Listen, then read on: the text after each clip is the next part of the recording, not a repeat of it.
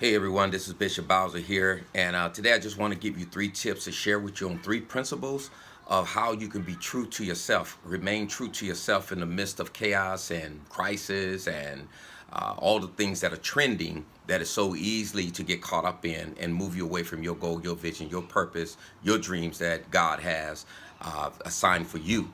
And so, first of all, let me share my shirt with you. You see that?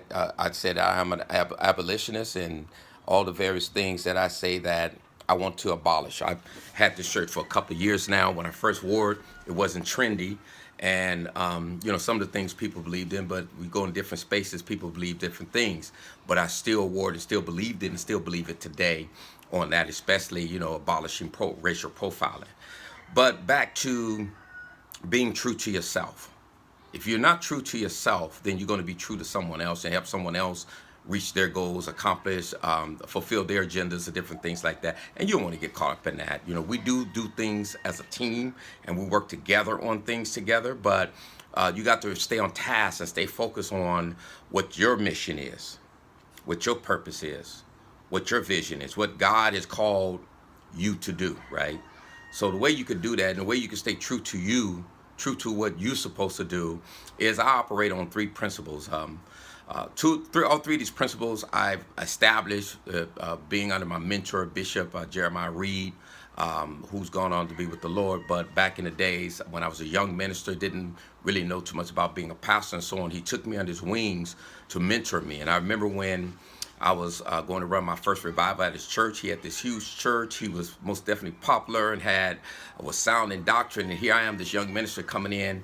And so I was nervous and I was also intimidated by him and his church. And, he didn't play around. If you messed up on doctrinally, he most definitely would call you on it. And so, I was kind of a little intimidated, scared about that, but also, a little nervous about preaching before all these people that my thing, what can I say to them that he hasn't already said or said even better than me, So I was, he saw that I was a little shaken up about it and everything. And he said to me, look, there's 2 things that he told me.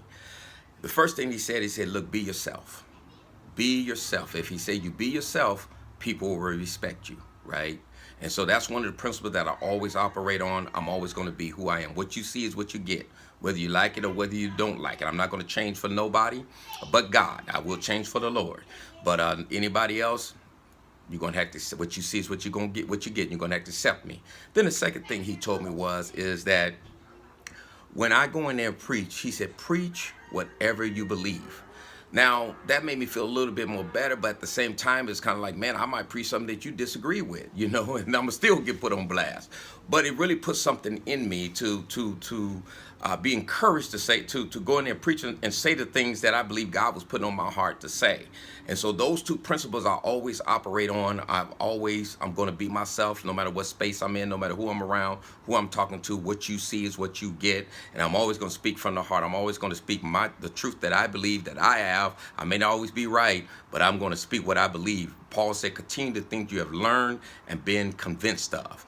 And then the third thing that I learned, being a Bishop Reed, but it's more so he challenged me on some doctrinal things, and I began to do my own research. And one of the things I realized there's a lot of things that I believe it doctrinally that was wrong. And so one of the things I had told myself is that I have to be convinced through scriptures, no matter what it is that I going to practice or teach to the people. It has to come from the word, not from what somebody told me. And so the way that I really got to the bottom of a lot of the false beliefs that I had to go back to the source. I had to do fact checking from the perspective of going to the source to find out who said this and why this narrative was framed. And so today, when you see things that are trending and when you see things that are popular, always go and look at the source. Always go look at it and see who framed this narrative and what was their purpose? What was their motive? What outcome are they planning to get? Because even if it sounds good, I most definitely don't want to be promoting something that a demon gave me, right? Or that I got from a demon. I want it to be from God, speaking on the spiritual side. So you take that same principle and you apply it to the things that you're doing in the dreams and the visions that you have. So remember, these 3 tips, and this is what I operate off of every day, right? Be yourself. Speak from the heart. Speak your truth. And check the source. Fact checks the source. Go to get to the root cause. Get to the source. Get to the bottom of it and find out exactly who framed that narrative. to find out whether or not it is something that you really want to get behind or not. And for me, of course, on the spiritual side, I want to make sure it's of God and not of a devil. All right. So I hope those 3 tips helped you out. I just want to share something with you today. It was on my heart. And, I'm just, as we, as ministers and as faith, people walk by faith and believe in God, we believe in sharing. So today I'm sharing with you. All right. God bless you.